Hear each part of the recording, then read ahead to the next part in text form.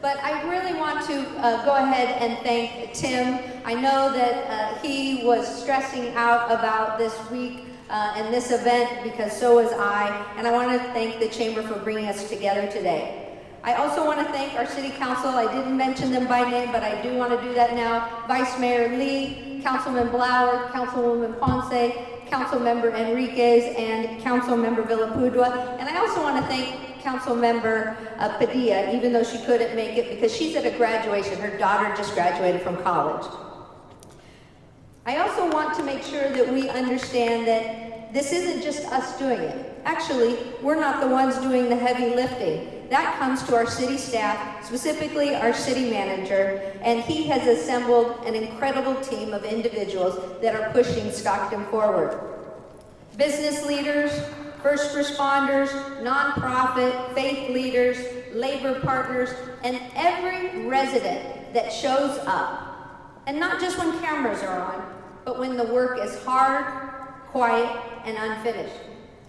That is what I really want to talk about today, the work. Not the slogan, not the headline, definitely not what's on social media, but plain and simple, the work. The state of the city is not just about what we announce, it's about what we are doing, fixing, and building. It's about getting a job done without excuses. When I ran for mayor, I made a commitment to the people of Stockton that City Hall would get back to the basics, that we would take public safety seriously, clean up neighborhoods, support families, young people, small businesses, and the people that keep this city moving.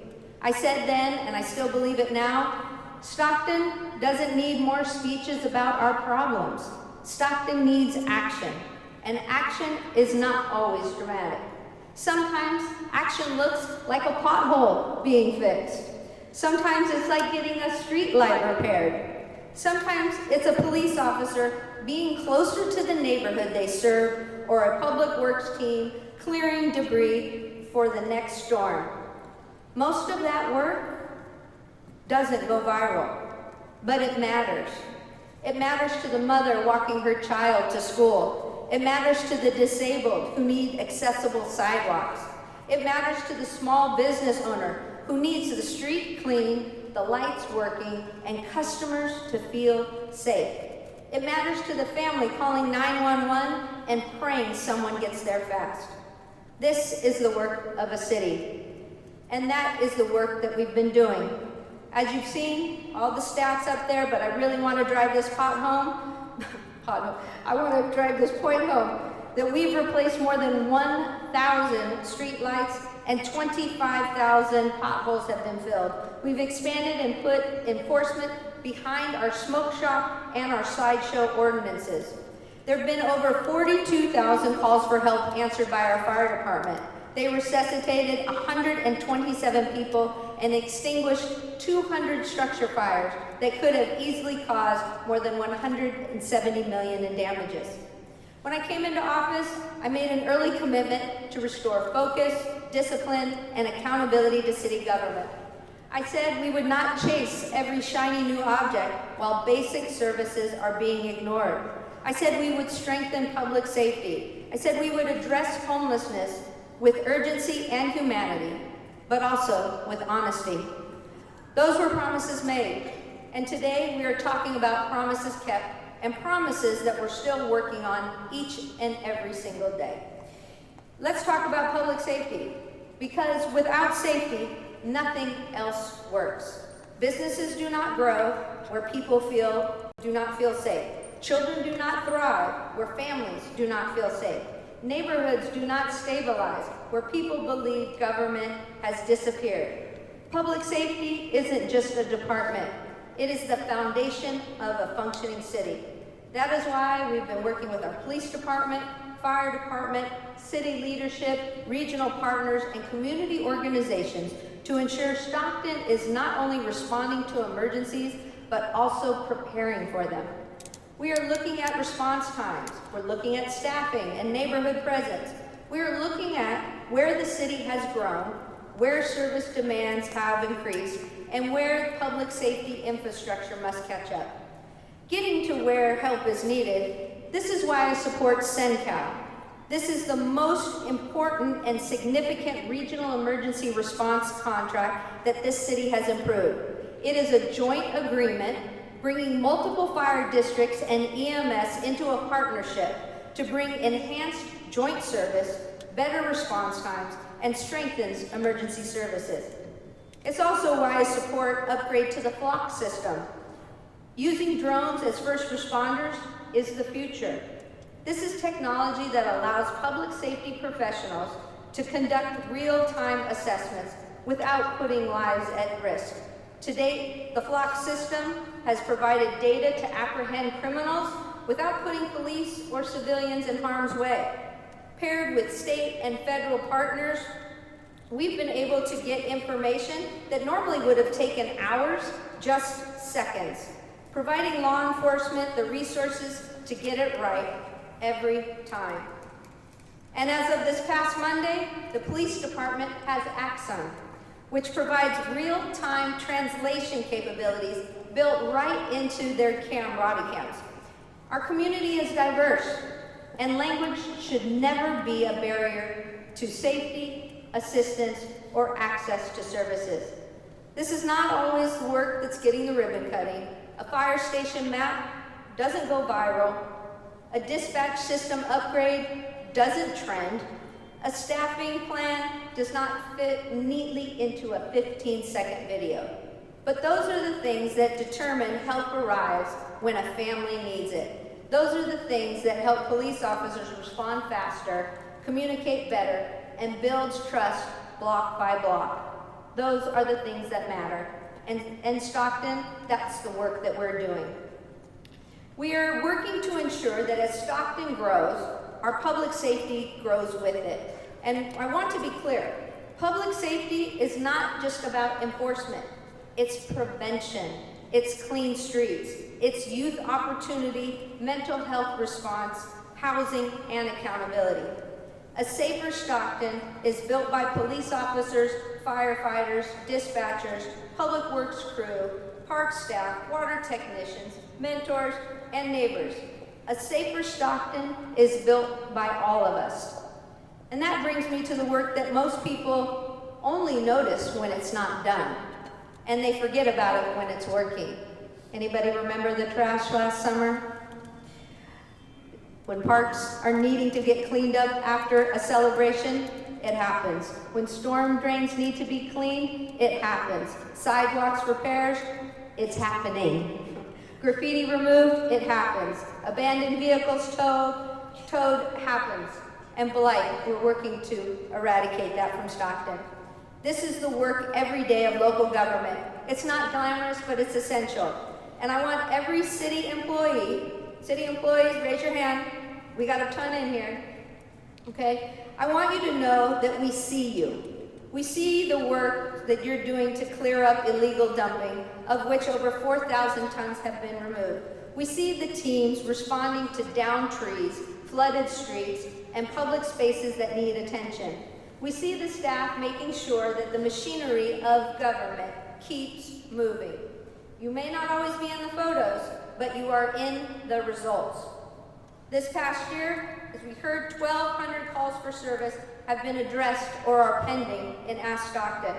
My office alone has reported nearly 200 constituent requests. Most of them have been resolved or are awaiting resolution, which sometimes is the responsibility of a county, state, or federal agency. Those cases are how a city is judged and whether the basics work. Are the streets safer? I say yes. Homicides are down 43% compared to last year. Injury and shootings are down 19%. DUI arrests are up by almost 12%. And we've taken over 260 firearms off the street. And the best statistic yet, we've had 0 juvenile homicides this year. This trend continues to go down. Yes. This trend continues to go down, and we are seeing some of the best numbers since we started tracking incidents roughly 20 years ago. So please do not believe the narrative that crime is out of control, because the numbers tell a far different story. Are the lights on? Yes. Are the parks cared for? Yes. And why? Because youth in sports are harder to recruit for crime. Are the neighborhoods cleaner? I'd say yes. Are we responding when people ask for help? Yes. That is the standard we are setting. And we are not pretending like everything is fixed, because it's not. 12 and a half miles of road being fixed, it's not enough. But we know that the work needs to be done. We have neighborhoods that need more attention. We have families living with the daily reality of homelessness, addiction, mental illness, and poverty. We have residents who are frustrated, and many of them have every right to be. But I didn't run for mayor to tell people about their frustrations being wrong. I ran for mayor to do something about it, and that means building systems. Systems that last longer than a press conference. It means aligning departments that used to work in silos. It means making sure we are not operating as separate conversations, but as one citywide strategy. Because when a street is dirty, when a park is unsafe, when a business corridor is struggling, when families are living outside, and when emergency calls are increasing, those are not separate problems. They are all connected, and our response has to be connected too. That is why so much of the work this year has been behind the scenes. Budget meetings, department briefings, regional coordination, project lists, staffing plans, data reviews. Hard conversations about what we can afford and what we cannot ignore, and what we must prioritize. That may not make for an exciting social media post or a news story, but is how cities get better. And Stockton is getting organized. We're showing up with a plan. We're showing up with projects. We're showing up with maps, numbers, community needs, public safety priorities, infrastructure needs, and a clear case for why investing in Stockton is not just good for Stockton, it's good for the region, it's good for the state, and it's good for this country. Stockton is not on the margins of California's future. Stockton is central to it. And it is why we act the way we do now. That is why I focused on readiness, which is not just a word, it's a governing principle.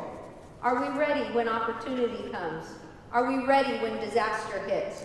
Are we ready when families ask whether their children can build a future here? My answer is, we're getting ready, and we are moving with urgency. Readiness means we know our needs. It means we have a plan to train the workforce. It means we hire the right people to lead citywide initiatives to make real change. It means we know where to put the right resources to address the symptoms, not the problem.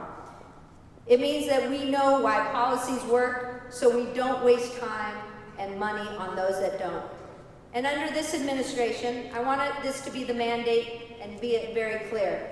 Stockton is paying attention. We are paying attention to big projects and the small fixes, paying attention to our downtown and every district, paying attention to schools, because a city that does not support children is not serious about its future. Now, City Hall does not run schools, but the future of our schools and our city are inseparable. When students are safe walking to school, that is us. When families have access to parks, libraries, recreation, and youth programs, that is us. When roads, lightings, crossing, and neighborhoods support learning, that is us. I spent nearly all of my life in education, and I know that talent is distributed evenly. Unfortunately, opportunity is not. And I refuse to accept a future where a child's zip code determines the size of their dreams. When we talk about public safety, we're also talking about youth opportunity. When we talk about economic development, we're talking about education. These issues are connected because people's lives are connected. Now let me say something directly to the residents who are impatient. I understand. You should be impatient. You should expect results. You should expect us to move faster, communicate better, and deliver more. I welcome that expectation because people of Stockton have been asked to be patient for far too long. Patient with broken systems, patient with slow responses, patient with promises that sounded good, but were never executed because the ones making the promises didn't understand the work. That is why my commitment is not to defend the way things have always been done. My commitment is to improve them. I've been on the front lines with several departments, you saw, and with city staff, and they're telling me what their needs are. And in June, I'm expanding public participation in government with monthly town halls, so that just you and I, where you live, where you are at, are able to work together to improve government from your government. And improvement doesn't always happen overnight, but it does happen when leadership is consistent, when staff is empowered, when departments are aligned, when priorities are clear, and when the city is honest about what it is doing. That is the culture we're building, a culture of follow-through, service, and common sense. A culture where promises are not just made at campaign events, but tracked in budgets, plans, grant applications, project timelines, and results. Promises made, promises kept. And when a promise is still in progress, we'll tell you that too. Because trust is not built by pretending. Trust is built by doing. Trust is one block at a time. I know Stockton's challenges are real, but I also know this city. I know the pride and grit of Stockton. I know the people, most of whom do not make speeches, do not seek credit, do not wait for applause. They just show up every day and keep the city going. The small business owner, the teacher, the firefighter, the police officer, public works employee, park worker, the parent and the student who still believe in a better future because they are Stockton. And that is who we are working for. Not the comment section, not the rumor mill, not for the politics of division. We are working together for the people who need government to function. We are working for the people who love this city enough to expect better from it. And we are working for the next generation that deserves to inherit a Stockton that is safer, cleaner, stronger, and more prepared than the one we have today. And what I want you to know is that Stockton is not finished. We're not perfect. We're not pretending all of our problems are small or solved.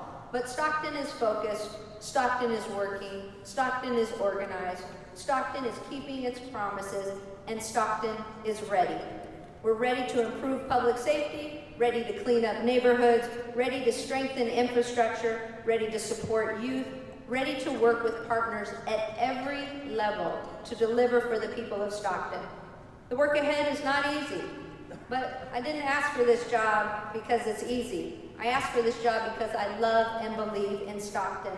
I believe in our people, I believe in our potential, and I believe that when a city decides to move together, there is no one that can define us but us. Because our city, this is our city, this is our responsibility, and this is our movement, because Stockton is ready. So we're gonna play another video, the last video.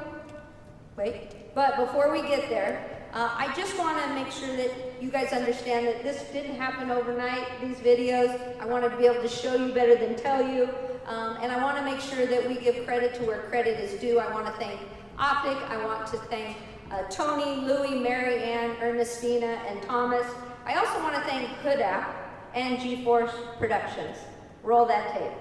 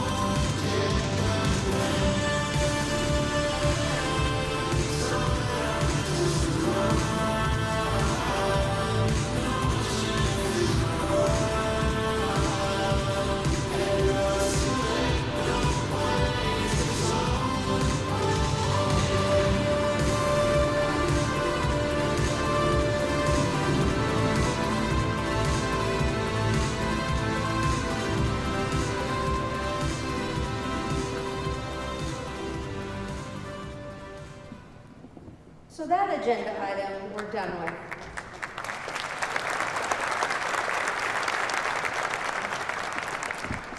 And if I was to give you a call to action, it would be to spread the good news of Stockton. Speak positively about Stockton.